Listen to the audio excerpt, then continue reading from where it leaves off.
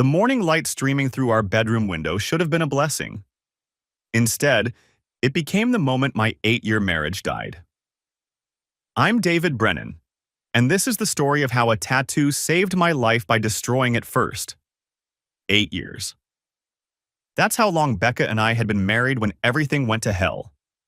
Rebecca Walsh. Brennan. View DJ. My Becca VU DJ, with her infectious laugh and the way she'd scrunch her nose when she was thinking hard about something. We met at a coffee shop downtown, one of those meet-cute stories you see in movies. She spilled her latte all over my laptop while I was reviewing code for a client presentation. Instead of freaking out, I laughed. She looked mortified until I started laughing, then she joined in. "I'm so sorry," she'd said, dabbing at my keyboard with napkins. "I'm Rebecca, but everyone calls me Becca. Professional beverage destroyer, apparently." "David," I'd replied, closing the laptop that was miraculously still functioning. "And honestly, this presentation was boring me to death anyway. You might have saved me from putting my client to sleep." That was us VU DJ. Easy, comfortable, natural. We shared the same values, wanted the same things. A house in the suburbs, kids someday, annual vacations to places we'd never been. We had date nights every Friday, even after 8 years. We talked about everything, or at least I thought we did. I work as a software architect for a mid-sized tech company here in Austin. The pay is solid, the work is challenging enough to keep me interested, and I'd been putting in extra hours lately on a major client project that could lead to a promotion. Becca runs marketing for a boutique agency downtown. She's the creative one between us VU DJ, sees possibilities where I see problems, finds beauty in chaos while I prefer order. Our house in Cedar Park reflected both our personalities. Clean lines and organized spaces that I favored, but with pops of color and unexpected art pieces that Becca insisted on. 2 cars in the driveway, a healthy savings account, good health insurance. We were living the American dream, checking all the boxes that were supposed to add up to happiness. The changes started about 6 months ago, so gradually I almost didn't notice them. Becca joined a new gym VU DJ. Nothing weird about that, right? She'd mentioned wanting to get back in shape, said sitting at a desk all day was making her feel sluggish.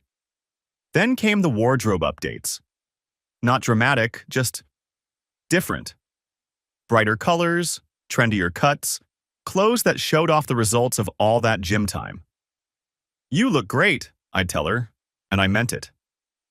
My wife was beautiful, always had been, but there was something different about the way she carried herself lately. More confident, maybe? I figured the new exercise routine was boosting her self-esteem. The longer hours at work made sense too.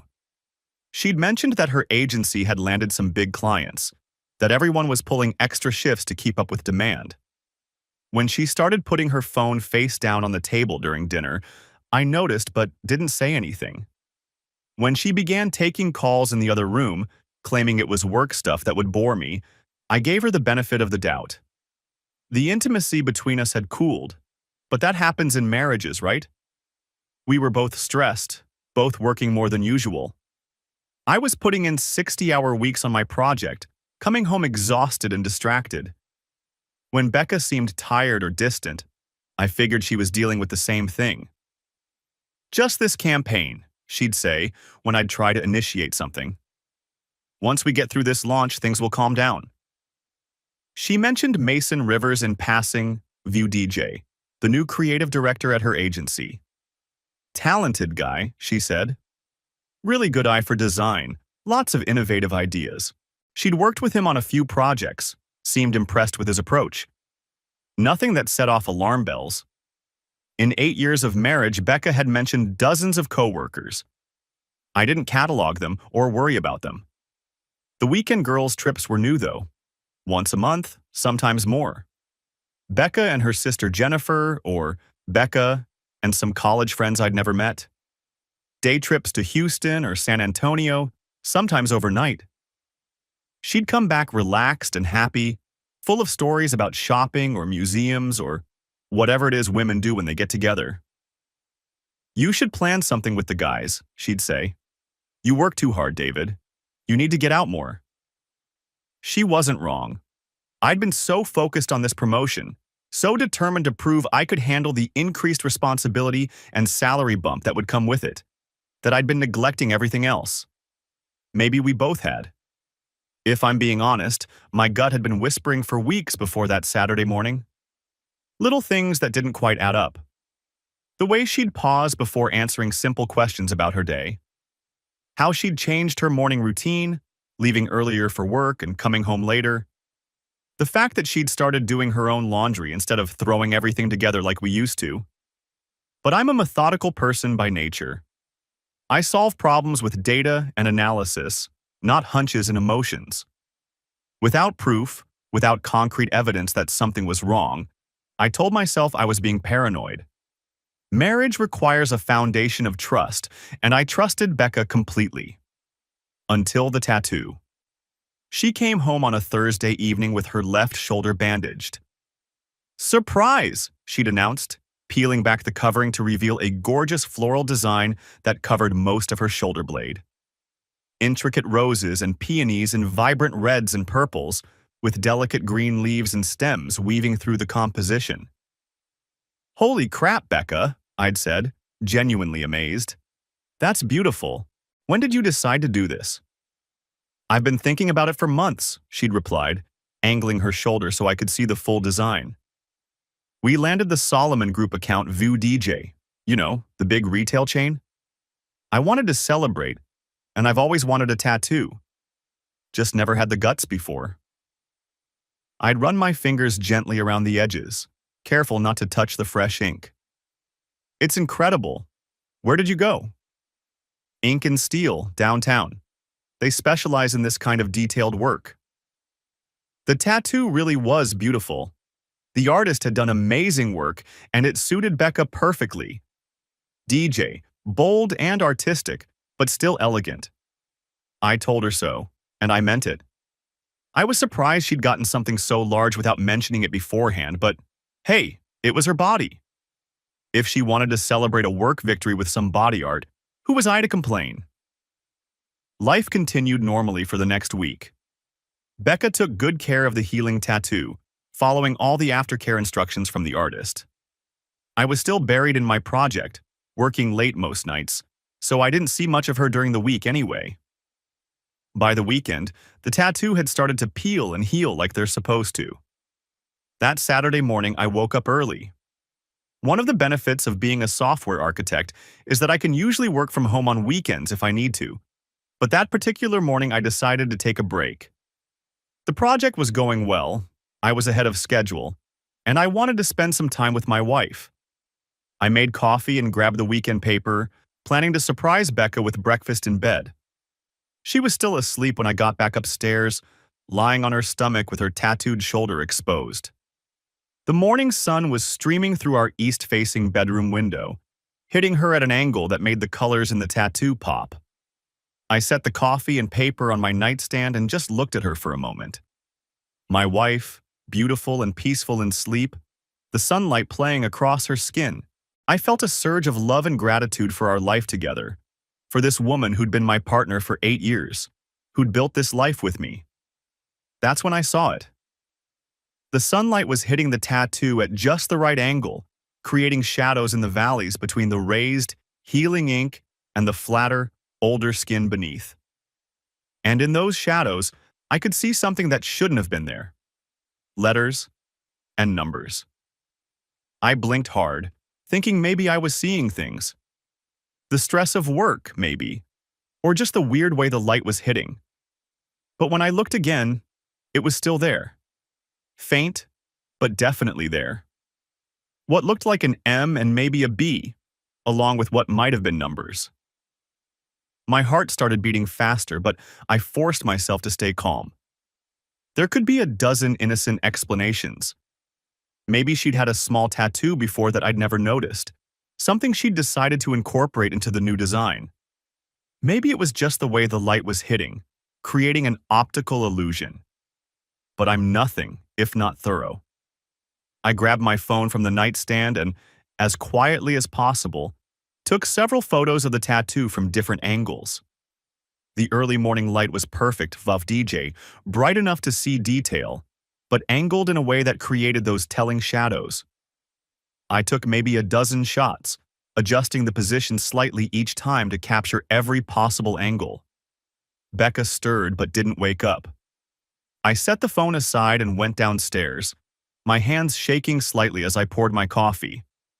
I needed to look at those photos, but I also needed to be smart about this. If I was wrong, if I was seeing things that weren't there, I didn't want to damage my marriage over paranoid delusions. But if I was right, I sat at my computer in the home office and uploaded the photos. The phone's camera was good, but I needed better detail. I opened Photoshop and started playing with the contrast and lighting. I'd done enough photography as a hobby to know how to bring out details that weren't immediately visible. And there it was. M+B Forever, in a script font, with the date 06/15/2024 underneath. 3 months ago. I stared at the screen for a long time, my coffee growing cold in my hands. M+B, Mason and Becca. The date was from June, right around the time Becca had started acting differently. Right around the time she'd mentioned that Mason Rivers had joined her agency.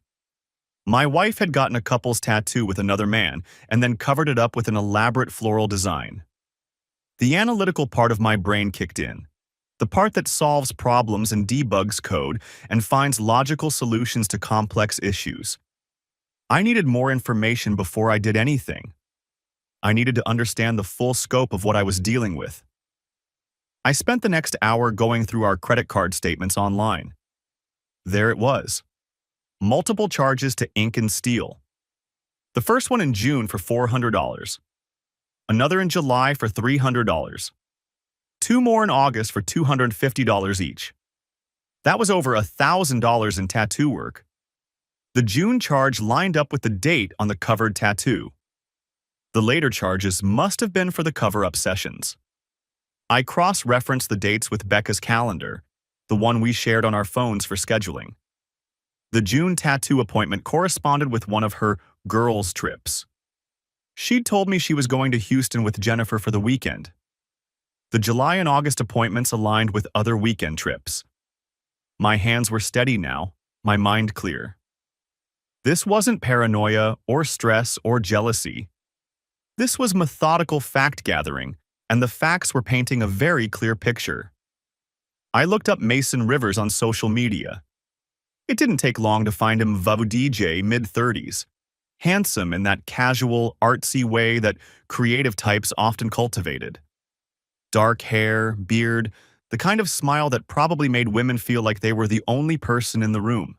His Facebook profile said he was from Portland, had moved to Austin about 6 months ago. Recent photos showed him at various Austin locations I recognized, View DJ restaurants where Becca and I had eaten, parks where we'd walked our dog. And there, if I looked carefully, were photos where someone had been cropped out.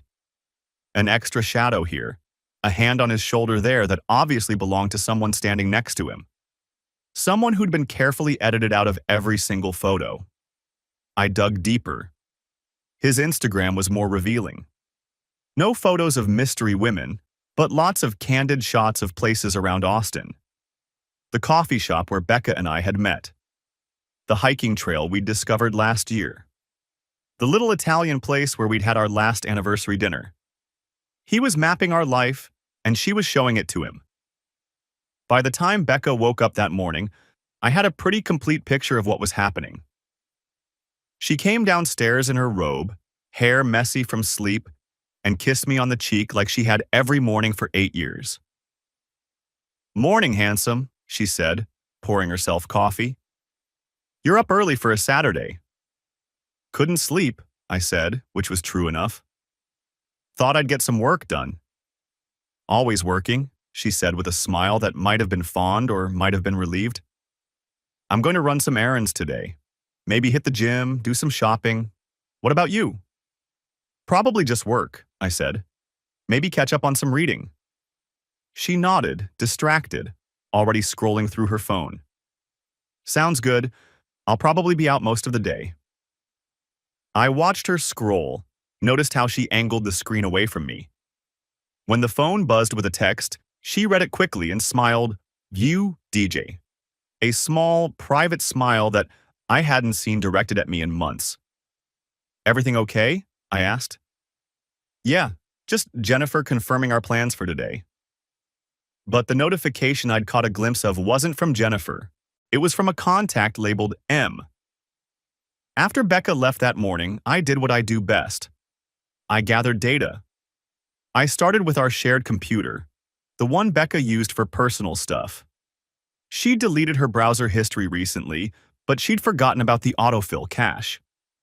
When I started typing in the address bar, it helpfully suggested sites she'd visited: hotel booking sites, restaurant reservation platforms, and a jewelry store that specialized in custom couples pieces. I checked our credit card statements more thoroughly, going back 6 months. The pattern was clear once I knew what to look for. Weekend hotel charges in Austin View DJ, not for out-of-town trips, but for hotels here in the city. Expensive dinners at restaurants we'd never been to together. Charges at that jewelry store, including one for over $800 just 2 weeks ago. I found the receipt in her car when I went to grab some jumper cables from the garage.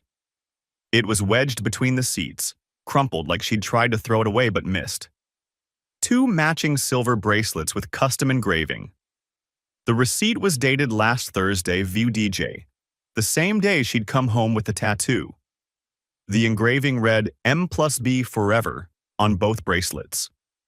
She'd gotten couples jewelry to match their couple's tattoo, then covered up the tattoo and hidden the bracelet. But she couldn't bring herself to throw away the receipt. I should have been angrier. I should have been hurt or devastated or ready to break things. Instead, I felt something much colder and more dangerous. Clarity. For the first time in months, maybe years, I knew exactly what I needed to do. I spent Sunday researching divorce law in Texas, learning about community property and marital misconduct, and something called just and right division that could favor an innocent spouse if you could prove wrongdoing. I researched the concept of waste of community assets, View DJ, spending marital money on an affair. I read about adultery as grounds for divorce and what kind of evidence would be required to prove it. By Sunday night, I had a plan. Monday morning, I took a personal day and drove to the office of Patricia Kim, a divorce attorney whose name kept coming up in my research. She had a reputation for being aggressive and thorough, the kind of lawyer you wanted on your side when your world was falling apart. "Mr. Brennan," she said when I sat down in her office, "what can I do for you?" I opened my laptop and showed her everything. The photos of the covered tattoo, the credit card statements, the hotel charges, the jewelry receipt. I walked her through the timeline, the behavioral changes, the lies about weekend trips. She listened without interrupting, taking notes on a legal pad. When I finished, she sat back in her chair and studied me for a long moment. "This is solid evidence," she said finally. "Very solid. The covered tattoo is particularly compelling, View DJ. It shows premeditation and deception. How do you want to proceed?" "I want to protect myself," I said, "and I want her to face consequences for what she's done." Patricia Kim smiled, and it wasn't a nice smile. "We can definitely arrange that." That afternoon, I changed the locks on our house. I also transferred my portion of our joint checking and savings accounts to a new individual account. I wasn't cleaning us out, View DJ. I left her half of everything, which was more than generous considering what she'd been doing with our money. When Becca came home that evening and couldn't get her key to work, I was waiting for her. She knocked on the door, tried her key again, then knocked louder. "David? David, my key isn't working." I opened the door but left the chain on. "That's because I changed the locks." Her face went through several expressions: View DJ confusion, then irritation, then something that might have been fear. "What are you talking about? Why would you change the locks?" "Because I know about Mason." The color drained from her face. She took a step back, her hand instinctively going to her shoulder where the tattoo was hidden under her blouse. David, I don't know what you're DJ. Your tattoo is covering something, I said, cutting her off. I can see it in the right light. M+B forever, with a date from June. You got a couple's tattoo with Mason Rivers and then covered it up when you realized I might notice. She stared at me, her mouth opening and closing without sound. I've seen the credit card statements, I continued. The hotels, the restaurants, the jewelry store. I found the receipt for the matching bracelets in your car. I know about the weekend trips that weren't really trips. I know everything, Becca. She started crying then, but they weren't the tears of someone who was sorry. They were the tears of someone who'd been caught. David, please, let me explain, DJ. No, I said. I'm done with explanations. I'm done with lies. Pack a bag. You have 24 hours to find somewhere else to stay. You can't kick me out of my own house. Actually, I can. My lawyer filed a temporary restraining order this afternoon to preserve marital assets. The court agreed that there's evidence of marital misconduct and waste of community property. You're welcome to contest it, but you'll need your own lawyer for that. I handed her a manila envelope through the gap in the door. Divorce papers. You're being served. She took the envelope with shaking hands. David, please. We can work this out. It was a mistake, a moment of weakness. It didn't mean anything. 6 months isn't a moment, Becca. A couple's tattoo isn't nothing. Spending our money on hotels and jewelry for another man isn't a mistake. It's a choice. You made your choice and now I'm making mine. Where am I supposed to go? I suggest your sister's place, or maybe Mason has room. She flinched like I'd slapped her. David, please don't do this. I love you. I've always loved you. No, I said. You don't get to say that anymore. You don't get to use those words after what you've done. I closed the door and engaged the deadbolt. She stood on the porch for another 10 minutes, alternating between knocking and crying and pleading through the door. Finally, I heard her car start and drive away. I poured myself a bourbon and sat in my living room Vayu DJ, my living room now Vayu DJ, and felt something I hadn't felt in months. Peace. But I was just getting started. The next morning I met with Robert Blackburn, a forensic accountant that Patricia Kim had recommended. He specialized in divorce cases where one spouse suspected financial infidelity. I need to know exactly how much of our money she spent on this affair, I told him. Robert was a small, quiet man with the kind of attention to detail that made him very good at his job. He took copies of all our financial records going back a year and promised to have a preliminary report within a week. While he was doing that, I had another meeting Vayu DJ, this one with IT forensic specialist that Patricia knew. Jenny Martinez ran a small company that specialized in recovering digital evidence for legal cases. I need to know what's been deleted from our shared devices, I told her. Text messages, emails, photos, browser history, View DJ, everything. Jenny was more my age, with short, dark hair and the kind of practical demeanor I appreciated. How much access do you have to her devices? We have a shared iPad and a desktop computer at home. I also have the passwords to her iCloud account. That should be enough? Give me 48 hours. While the professionals did their work, I focused on the immediate tactical situation. I needed to understand who I was really dealing with, both Becca and Mason. I started with Mason Rivers. A little more digging revealed that he wasn't just some single creative director. He was married.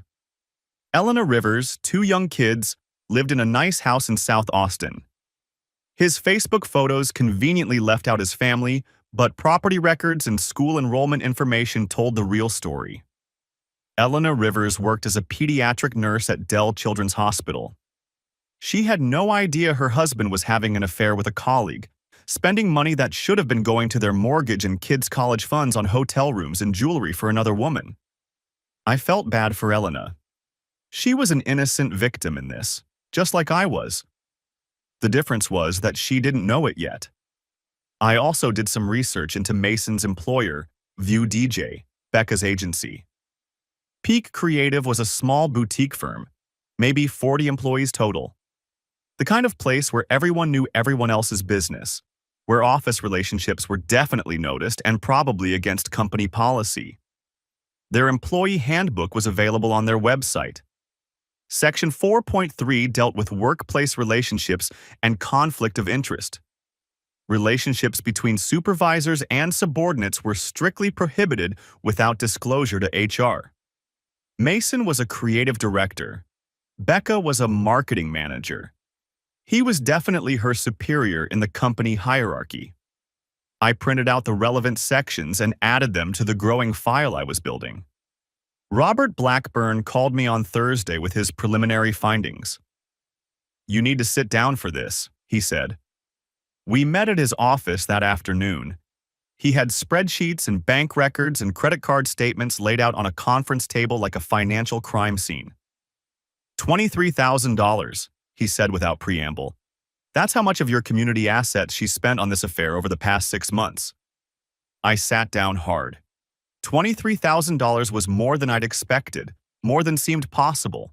Hotels, restaurants, jewelry, clothing, even a weekend trip to Houston that wasn't with her sister. She's been funding an entire parallel relationship with your joint money. He walked me through the numbers. The hotels alone were $8,000, Babu DJ, not cheap places either, but nice downtown spots that charged $300 a night. The restaurants were another $4,000. The jewelry was nearly $3,000, including the matching bracelets and what appeared to be a very expensive watch. "There's also this," he said, sliding another document across the table. "She opened a credit card in her name only about 3 months ago. It's maxed out at $15,000. All affair-related expenses." I stared at the credit report.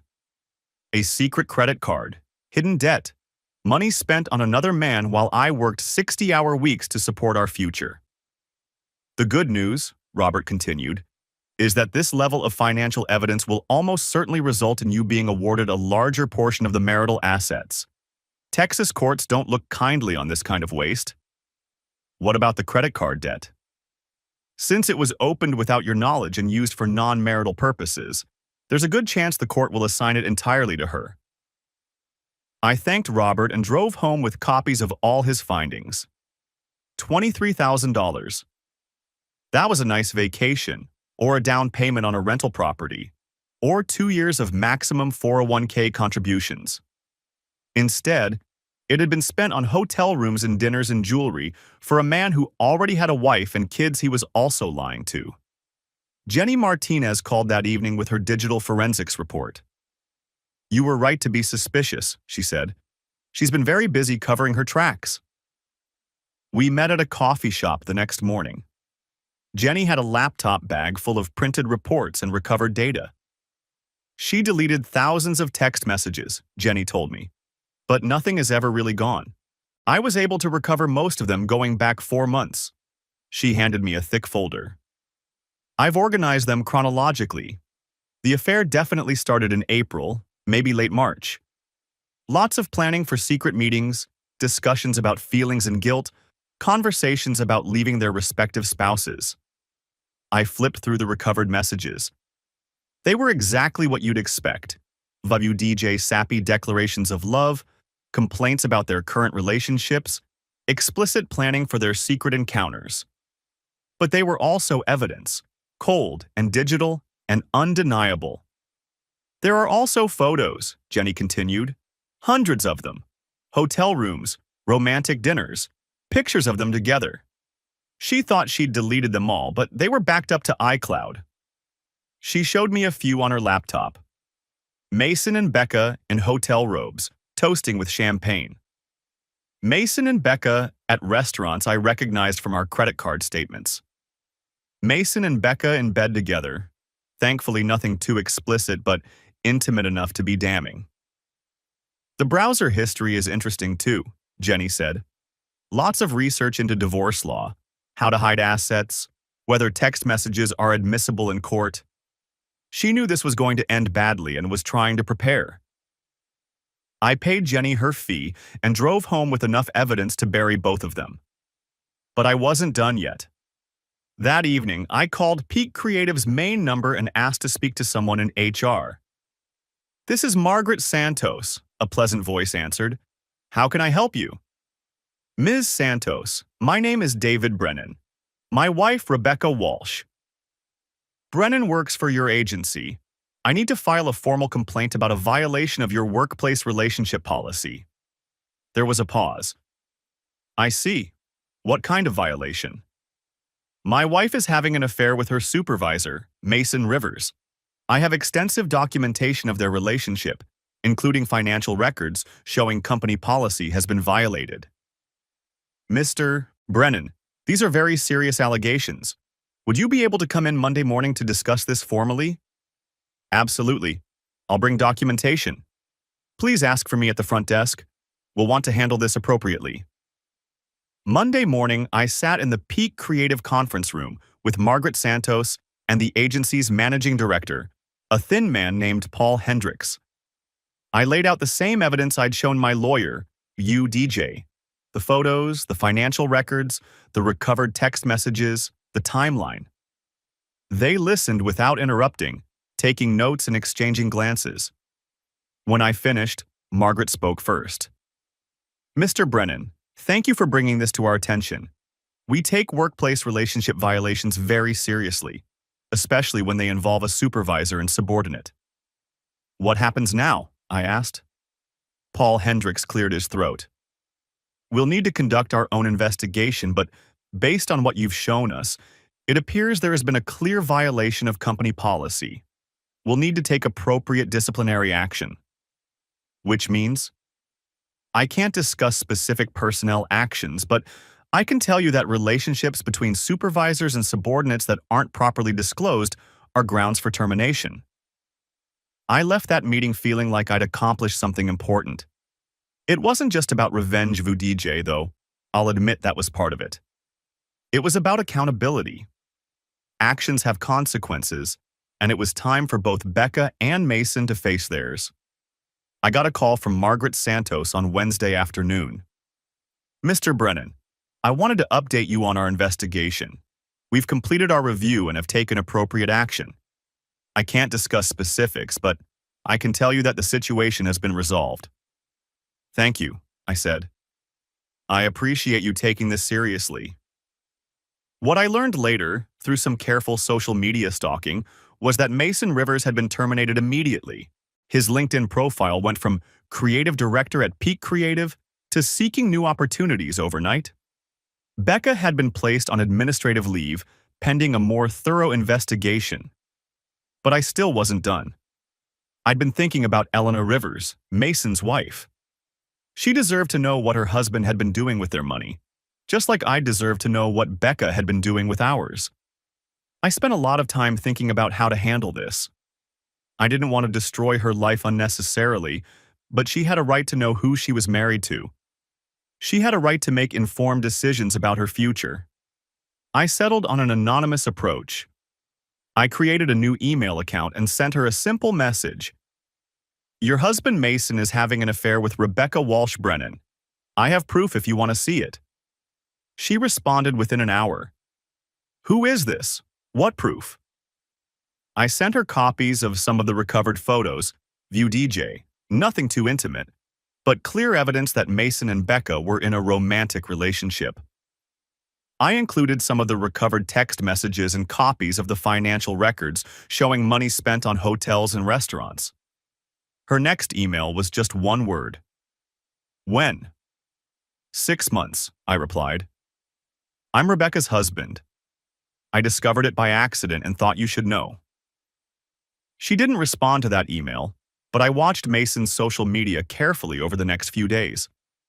By Friday, his relationship status had changed from married to it's complicated. By the following Tuesday, Elena had filed for divorce. I felt bad for her kids, but they deserved a mother who knew the truth about their father. They deserved better than a man who would spend their college fund on hotel rooms with another woman. Meanwhile, Becca had been staying with her sister Jennifer, calling and texting me constantly. I'd blocked her number, but she'd started using other phones, other email addresses, even showing up at my office. "David, please," she'd said when security called me down to the lobby to deal with her. "We need to talk about this like adults." "We did talk," I told her. "In court, through our lawyers. That's the only conversation we're having from now on. This is destroying my career, my reputation. People are talking." "Good. Maybe they should know what kind of person you really are." "I made a mistake, David. People make mistakes. Don't ruin my life over this." "You ruined your own life when you decided to spend 6 months lying to me, spending our money on another man, and getting matching tattoos behind my back. I'm just making sure everyone knows what you did." She started crying again, but I was done being moved by her tears. "Please, David, I'll do anything. I'll quit my job. We can move somewhere else, start over." "There is no we anymore, Becca. There's just you dealing with the consequences of your choices." I walked away and didn't look back. But Becca wasn't ready to give up. The next week, she called me from a number I didn't recognize. "David, I need to tell you something important.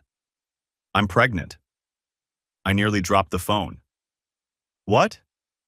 "I'm pregnant, David, with your baby. We need to talk about this, about what it means for us." My mind raced. If she was pregnant, if it was mine, that changed everything. We'd been trying to have kids for the past year, though not very actively since we'd both been so busy with work. "How far along?" I asked. "About 6 weeks. I just found out yesterday." 6 weeks. That would put conception right around the time I'd discovered the tattoo, when we'd last been intimate. It was possible. "We need to talk," I said. "In person. But we're doing this with lawyers present." "David, that's not necessary. We can handle this like DJ." "With lawyers present," I repeated. "And I want a paternity test." "A paternity test? David, how can you even suggest that? You know you're the only one I've been with." But I didn't know that. I knew she'd been lying to me for 6 months. I knew she'd spent our money on another man. I knew she'd gotten a couple's tattoo with someone else. I didn't know anything for certain anymore. "Paternity test," I said. "Non-negotiable." We met at Patricia Kim's office 3 days later. Becca brought her own lawyer, a soft-spoken woman named Linda Martinez, who looked like she'd rather be anywhere else. "My client is pregnant with Mr. Brennan's child," Linda began. "We'd like to discuss how this affects the divorce proceedings." "My client wants a paternity test," Patricia replied. "Until that's established, we're not discussing anything." "That's insulting and unnecessary," Linda said. "My client has been faithful to her husband, except for the one incident that led to this unfortunate situation." "One incident?" I said. 6 months is not one incident. $23,000 in affair expenses is not one incident. A couple's tattoo is not one incident. Becca looked at her lawyer, then back at me. "The paternity test won't be necessary." "Why not?" Patricia asked. "Because..." Becca's voice got very small. "Because I'm not actually pregnant." The room went silent. I stared at her, waiting for her to explain. I hoped that if you believed I was pregnant, you might be willing to work things out, to give us another chance." "You lied about being pregnant?" I said. "I was desperate, David. I'm losing everything. My job, my marriage, my reputation. I just wanted to save something." "By lying to me again." "It wasn't supposed to go this far. I was going to tell you the truth, but then you wanted lawyers and paternity tests. And I knew you'd never believe me if I've DJ." "Get out," I said. "David VDJ. Get out of this office right now. Don't call me. Don't text me. Don't show up at my work or my house. The only communication between us from now on goes through our lawyers." Patricia Kim smiled that cold smile again. "I think we can use this in court." And we did. The fake pregnancy became the final nail in the coffin of any sympathy Becca might have received from the judge. Lying about being pregnant to manipulate divorce proceedings is exactly the kind of behavior that family court judges despise. The divorce was finalized 3 months later. I got 65% of our marital assets, the house, and the majority of our retirement accounts. Becca was ordered to pay back the $15,000 in secret credit card debt and half of the $23,000 she'd wasted on the affair. Mason's divorce moved faster than mine. Elena had a good lawyer too, and the evidence I'd provided helped her secure a favorable settlement. Mason lost his house, his kids, except for supervised visitation, and was ordered to pay substantial child support and alimony. 6 months after that Saturday morning when I discovered the truth, both marriages were over, both careers were destroyed, and both cheaters were facing the real-world consequences of their choices. I should have felt victorious. In many ways, I did. But mostly, I felt empty. The house was too quiet now. I'd gotten used to Becca's presence, her laughter, her habit of leaving coffee cups in weird places. Even her lies and betrayal had been familiar. Now there was just silence and the occasional sound of the neighbor's dog barking. I threw myself into work, got the promotion I'd been working toward. The extra money and responsibility helped fill some of the empty hours, but not all of them. I started going to the gym more, picked up the photography hobby I'd neglected for years, took a cooking class because I was tired of takeout and frozen dinners. The weirdest part was running into people who knew both Becca and me. Austin's not that big a city, especially in our social circle. Some people clearly didn't know what to say, would give me awkward sympathy smiles and change the subject quickly. Others wanted all the details, like our marriage had been some kind of entertainment for them. A few people of DJ, mostly men, DJ told me I'd been too harsh, that I should have tried to work things out, that everyone makes mistakes. Those people didn't understand that this wasn't a mistake. Mistakes are accidental. Getting a couple's tattoo with another man while married to someone else isn't an accident. It's a choice, made over and over again for 6 months. I ran into Mason once, about 8 months after everything came out. I was at the grocery store, and there he was in the cereal aisle, looking like he'd aged 5 years. He saw me and started to walk away, but I called out to him. "Mason." He stopped and turned around. "David, hi. How's the job search going?" He looked embarrassed. "Still looking. It's challenging when your previous employer won't give you a reference." "I imagine it is." We stood there for a moment. Two men whose lives had been destroyed by the same woman, though I supposed I'd done my share of the destroying too. "For what it's worth," he said, "I'm sorry. About everything. About Becca.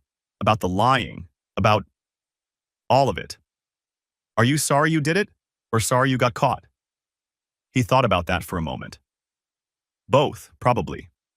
But mostly sorry I did it. It wasn't worth it. None of it was worth what it cost." "No," I said. "It wasn't." I walked away and left him standing there in the cereal aisle. I felt bad for him, which surprised me. He'd made his choices just like Becca had, but seeing him there, DJ, unemployed, divorced, probably barely scraping by on whatever construction work he could find, DJ, I realized that revenge had a bitter aftertaste. The person I felt worst for was Elena. She'd been completely innocent in all of this, and her life had been turned upside down through no fault of her own. Her kids had lost their father, not because he was dead or sick, but because he'd decided to spend their security on another woman. I'd been thinking about reaching out to her, not romantically, but just to see how she was doing. We'd become allies during the divorce proceedings, sharing information and supporting each other through the legal process. She seemed like a good person who'd been dealt a terrible hand. About a year after the divorce was final, I finally worked up the courage to call her. "Elena, this is David Brennan. I hope you don't mind me calling." "David, hi. No, I don't mind at all. How are you doing?" "I'm okay, getting back on my feet. How about you and the kids?" "We're managing. It's been an adjustment, but we're figuring it out." "I was wondering, Would you like to get coffee sometime? Just to catch up, see how you're doing. No pressure, no ulterior motives. I just thought it might be nice to talk to someone who understands what this whole thing was like. She was quiet for a moment. I'd like that. Coffee sounds good. We met at a place downtown the following Saturday. Elena was prettier than her photos had suggested, with kind eyes and an easy smile. She looked tired of DJ, the kind of tired that comes from being a single mother working full-time of DJ. But she seemed at peace with herself in a way I envied. How are the kids handling everything? I asked. Better than I expected, honestly. Kids are resilient. They miss their dad, but they're angry at him too. They understand enough to know he made some very bad choices. That must be hard to navigate. It is. I don't want to poison them against their father, but I also won't lie to them about what happened. Age-appropriate truth, my therapist calls it. You're in therapy? We all are, individual and family. It's helped a lot. I told her about my own therapy, how I'd started going a few months after the divorce was final, when I realized I was angrier than I wanted to be. Not just at Becca and Mason, but at myself for not seeing it sooner, for trusting so completely. Do you regret how you handled it? Elena asked. The investigation, the evidence, all of it? I thought about that. No, I regret that it was necessary, but I don't regret doing it. They needed to face consequences for what they did. If I just quietly divorced Becca and you'd never found out about Mason, they would have learned that they could get away with it. My therapist says revenge and justice aren't the same thing. What do you think? I think sometimes they overlap.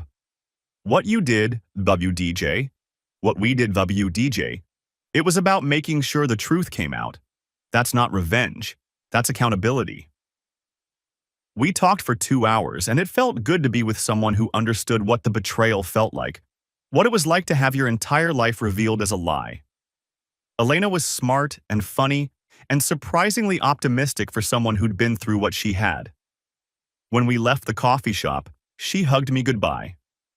Thank you, David, for telling me the truth about Mason, for sharing your evidence, for being an ally when I needed one. I know it would have been easier for you to just handle your own divorce and stay out of mine. You deserve to know, I said. Your kids deserved a mother who knew the truth about their father. Still, thank you. I drove home feeling better than I had in months. Not because I was interested in Elena romantically. DJ, it was too soon for both of us, and our connection was built on shared trauma, which isn't a great foundation for a relationship. But because I'd been reminded that there were good people in the world, people who did the right thing even when it was hard. I started volunteering at a local literacy program, teaching adults how to read. It felt good to help people, to use my skills for something positive instead of just destructive. The investigation and evidence gathering had been necessary, but it had also been corrosive in some ways. Spending months focused on catching liars and documenting betrayals had made me cynical about people in general. Working with adults who were courageously learning to read in their 40s and 50s and 60s reminded me that most people are trying their best, that most struggles are with circumstances rather than character flaws. I also started dating again, cautiously. A few first dates, a couple of second dates, nothing serious. It was hard to trust again. Hard to believe that someone wouldn't eventually reveal themselves to be completely different from who they presented themselves as. But I was trying. About 18 months after the divorce, I got an unexpected phone call. David, this is Jake Solomon from Ink and Steel. It took me a moment to place the name. The tattoo artist. Right.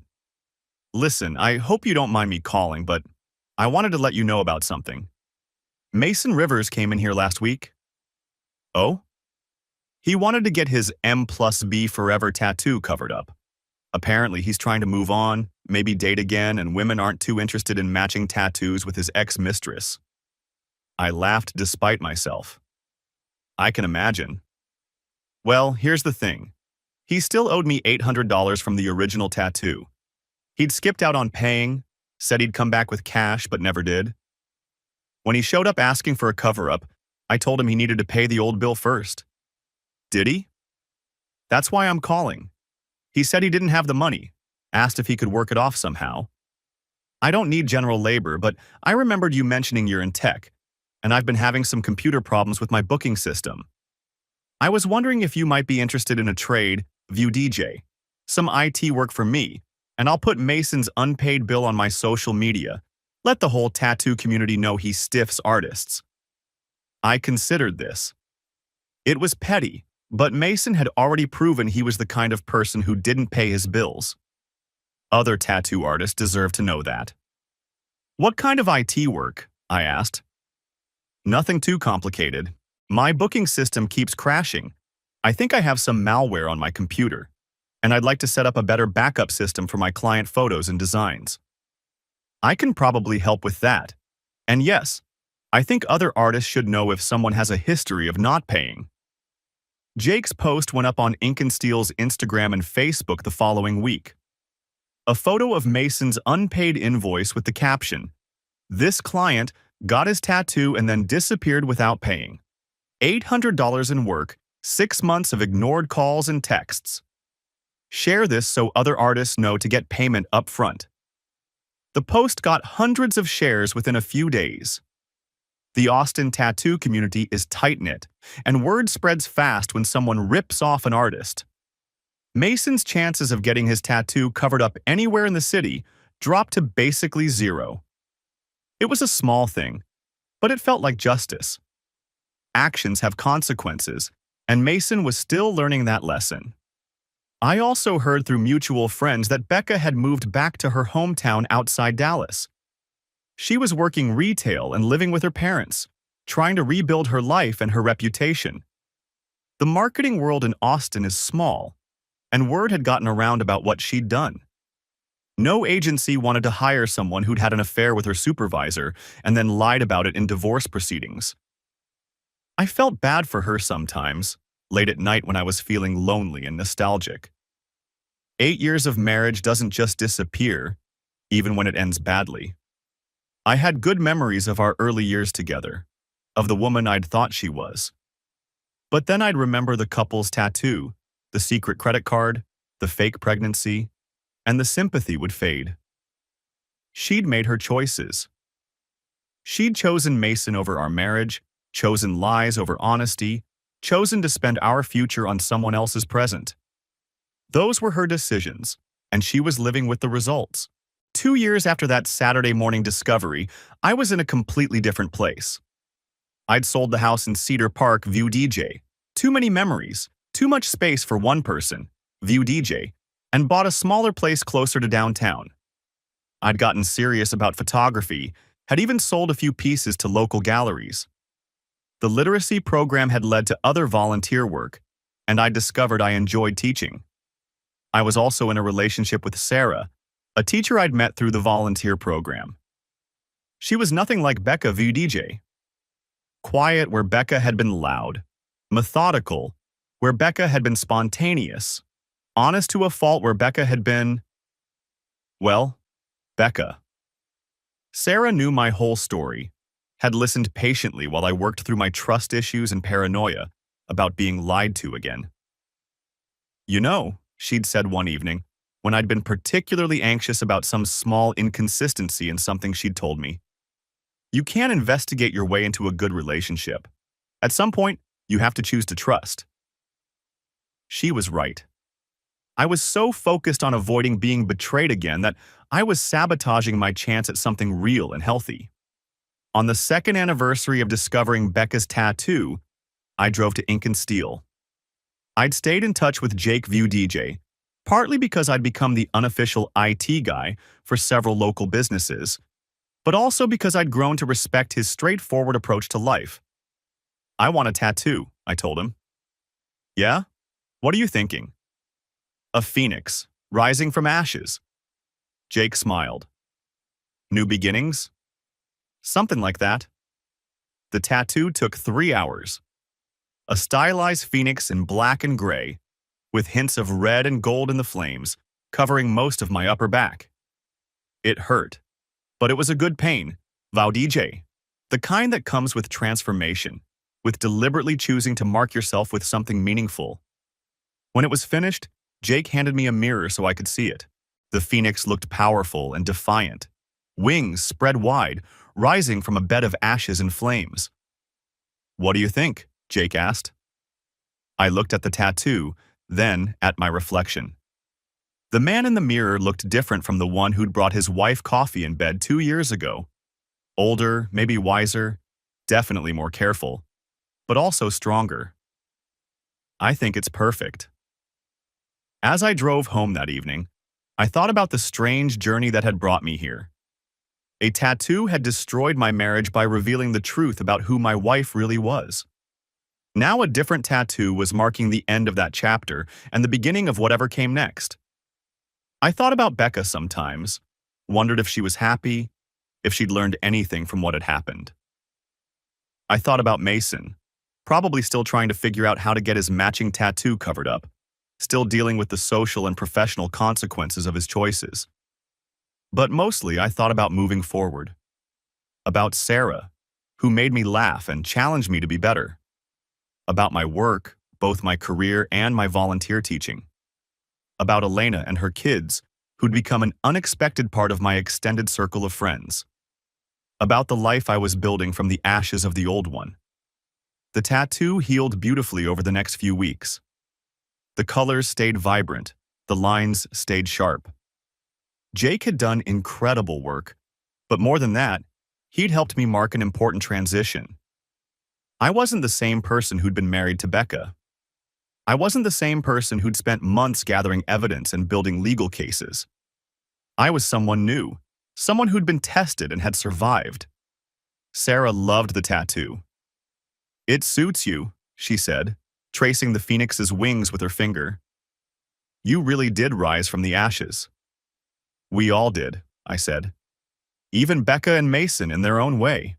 They had to lose everything to figure out who they really wanted to be." "Do you forgive them?" I'd been thinking about that question for months. Forgiveness is complicated when someone has deliberately betrayed you, when they've lied to your face for months while spending your money on someone else. But holding on to anger was exhausting, and it wasn't serving any useful purpose anymore. "I'm working on it," I said. "Not for their sake, but for mine." "That's very wise." "I had a good teacher," I said, kissing her forehead. 3 years later, Sarah and I got married in a small ceremony at the Botanical Gardens. Elena and her kids were there, along with Jake and several of my students from the literacy program. It was nothing like my first wedding view DJ, smaller, simpler, but somehow more meaningful. During our vows, I promised to be honest with Sarah, to trust her with my truth even when it was difficult. She promised the same. We both knew that marriages required more than love. View DJ.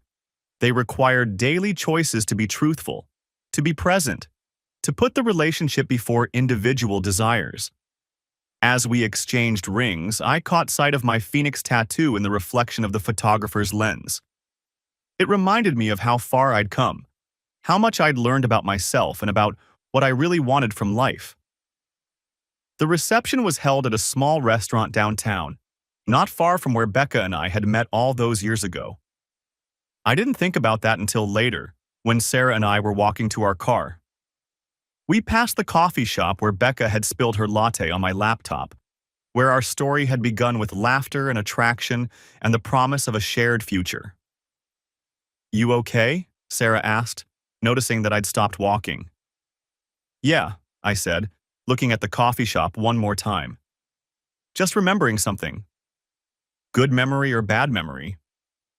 "Both," I said. "But mostly just a memory." We walked on, and I didn't look back. That's the thing about moving forward, DJ. You carry the past with you, but you don't let it drive. The betrayal, the investigation, the divorce, the months of anger and hurt and confusion, DJ. All of that was part of my story, but it wasn't the whole story. It wasn't even the end of the story. Sometimes people ask me if I'm glad I discovered the truth about Becca. If I could go back, would I choose to remain ignorant, to keep living the lie for the sake of preserving the marriage? The answer is always the same. Absolutely not. Truth is painful, but lies are corrosive.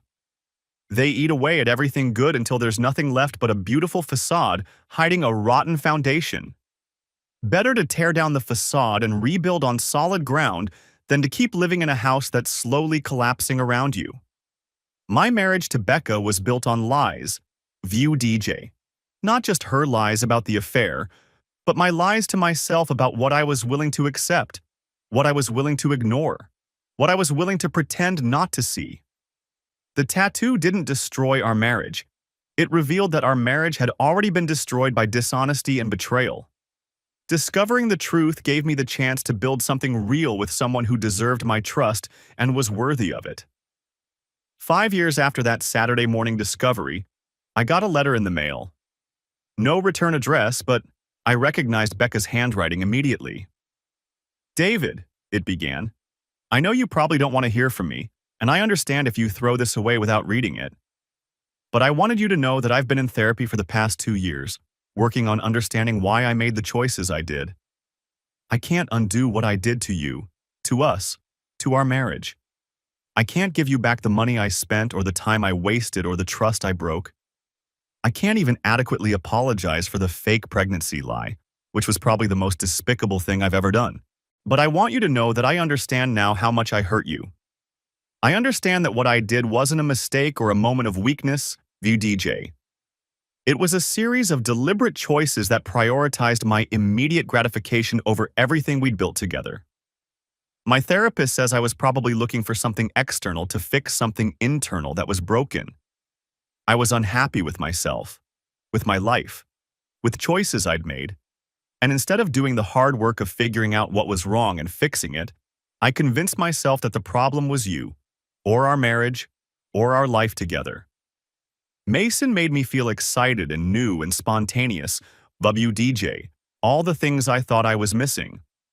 What I didn't realize until much later was that those feelings weren't real. They were just the chemicals that come with doing something forbidden and dangerous. I threw away 8 years of real love for 6 months of fake excitement. I know this letter doesn't change anything. I know you're married to someone else now. I heard through mutual friends, and I'm happy for you. I'm not writing this to ask for forgiveness or to try to restart anything between us.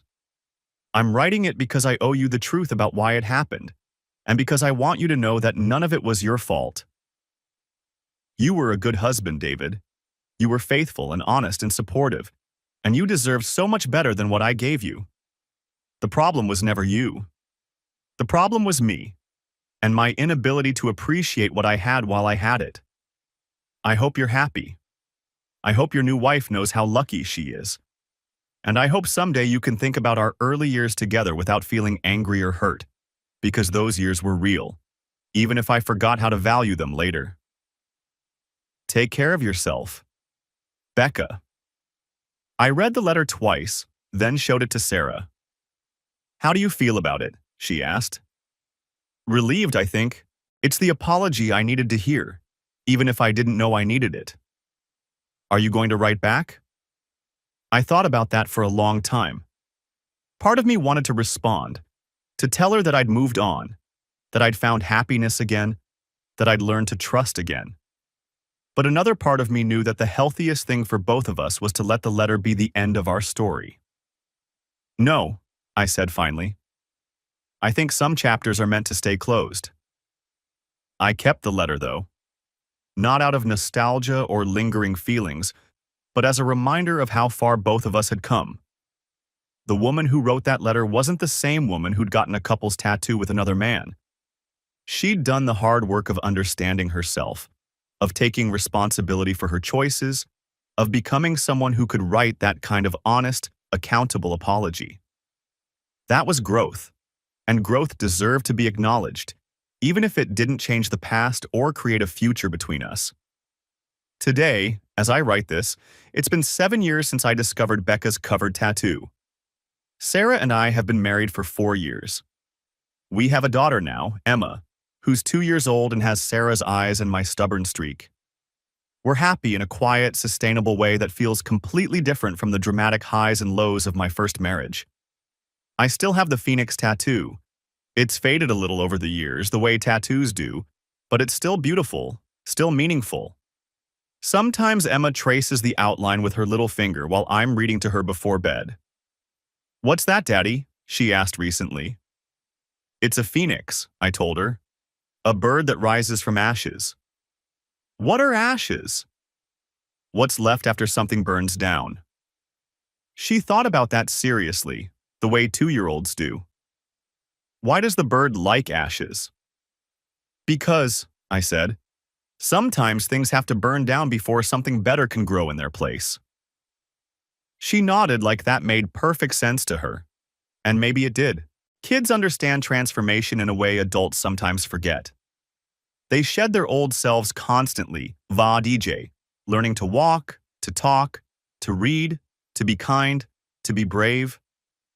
They know that growing up means leaving things behind.